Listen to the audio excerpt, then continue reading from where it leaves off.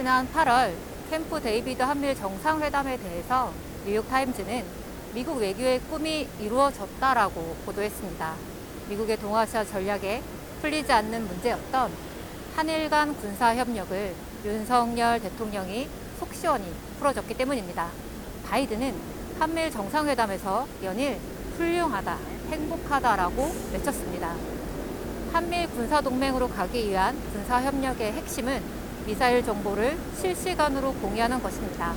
작년 11월 푸놈펜 회담에 한미일은 북한 미사일 경보 정보를 실시간으로 공유하기로 했습니다. 캠프 데이비드 한미일 정상회담에서는 2023년 말까지 북한 미사일 경보 정보가 실시간으로 공유하도록 노력하고 북핵 미사일 위협에 대응하기 위해서 증강된 탄도미사일 방어 협력을 추진하기로 하였습니다. 그리고 지난 8월 말에는 한미일 미사일 경보 훈련이 실시되었습니다. 현재 한미일 간에는 미사일 대응 협력 체계로는 정보 공유 약정인 티사와 한일 군사 정보 보호 협정인 지소미아가 있습니다. 2014년에 체결된 티사는 한국과 일본이 미국을 거쳐서 정보를 공유하는 방식으로 이는 시간이 걸리기 때문에 완벽하지 않습니다. 그리고 지소미아는 요청이 있을 때 정보를 주고받는 형식으로 실시간 공유가 안 되기 때문에 또한 완벽하지 않습니다. 날아오는 미사일에 대해 한미일이 동시에 정보를 주고받으며 격추하고 미국의 미사일 공격에 대해 상대가 대응하지 못하도록 방어하고 공격하는 것이 한미일 미사일 훈련의 목적입니다. 미국은 MD를 구축하기 시작한 이래로 미일, 한미 간의 정보 공유에서 한미일이 동시에 정보를 공유하고 공동으로 대응하는 것이 꿈이었습니다. MD는 즉각적 신속성이 떨어지면 무용지물이 되기 때문입니다.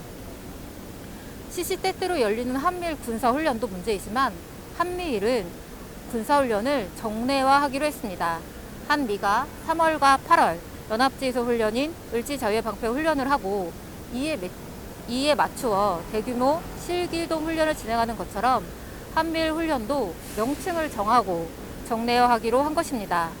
한미일 군사훈련을 공식화하여 되돌릴 수 없게 만들려고 한 것입니다. 한미일 군사동맹에 여의치 않을 경우 한미일은 유엔사를 활용하려고 하는 듯 싶습니다. 한국과 일본 둘 다 유엔사가 존재하고 유사시 유엔사가 한국과 일본에서 활약하게 될 텐데 원활한 유엔사 역할을 위해서도 한미일 간 군사협력은 필수적이라는 논리는 얼마든지 우려될 수 있기 때문입니다. 윤석열 대통령이 광복절 축사에서 뜬금없이 이야기한 일본의 유엔사 후방 기지는 그래서 예사롭지 않습니다.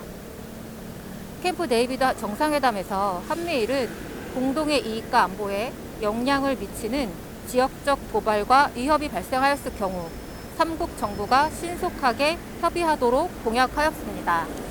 일본은 집단적 자위권의 개념으로 유사시 한반도의 38선 북쪽에 자위대를 파견할 수 있음을 밝힌 바 있고 아베 전 총리는 대만 유사가 일본의 유사라며 대만 유사시 즉각적으로 대만 문제에 개입할 의지를 표명했습니다. 일본은 러시아를 겨냥하여 일본 중부에 있던 자위대 전력을 2010년부터 남서쪽으로 이동시키고 대만 인근의 섬들에 미사일 기지를 만들어 놓았습니다.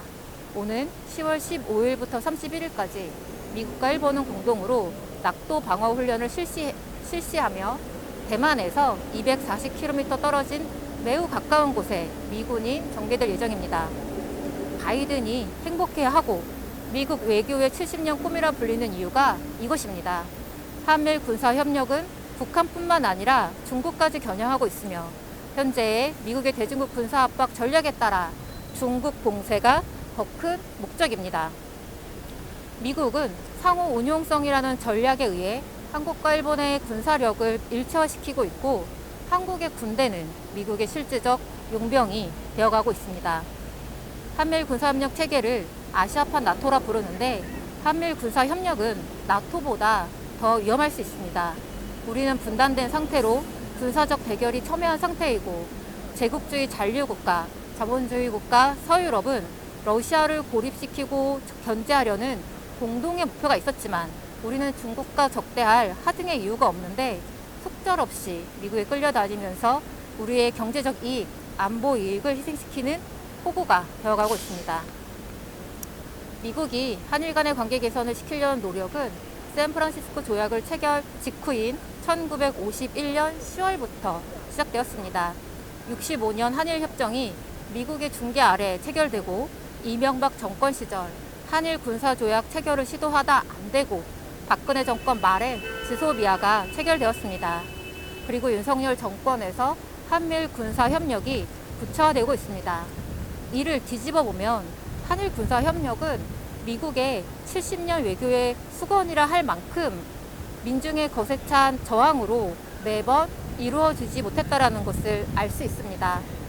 미국은 냉전 체계를 만들 때부터 한미일 군사동맹 체계를 만들고 싶어 했지만 식민 지배에 대한 사과와 배상이 없는 일본과 그리고 또다시 군국주의 부활을 노리는 일본과는 절대로 군사협력이 있을 수 없다며 민중은 저항하고 계속해서 싸워왔습니다.